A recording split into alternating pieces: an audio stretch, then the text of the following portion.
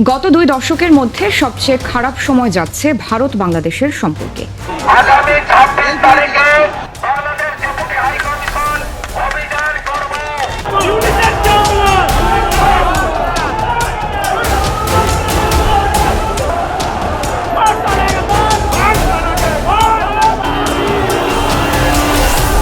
বাংলাদেশ ভারত কূটনৈতিক উত্তেজনার মধ্যে অস্বাভাবিক ভারতীয় সেনা তৎপরতা চলছে আসাম এবং ত্রিপুরা সীমান্তে। বাংলাদেশ ভারত সম্পর্ক নিয়ে উত্তেজনা তুঙ্গে। যেখানে দুই দেশের সম্পর্ক ছিল বন্ধুত্বের, বর্তমানে সেখানে দুই দেশ মুখোমুখি অবস্থানে।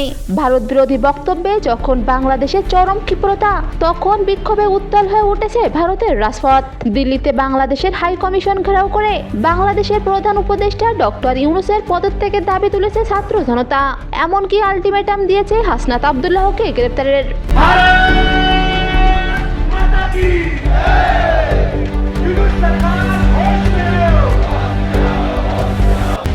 বিক্ষোভে উত্তাল হয়ে উঠেছে ভারতের দিল্লিতে অবস্থিত বাংলাদেশ হাইকমিশন এলাকা।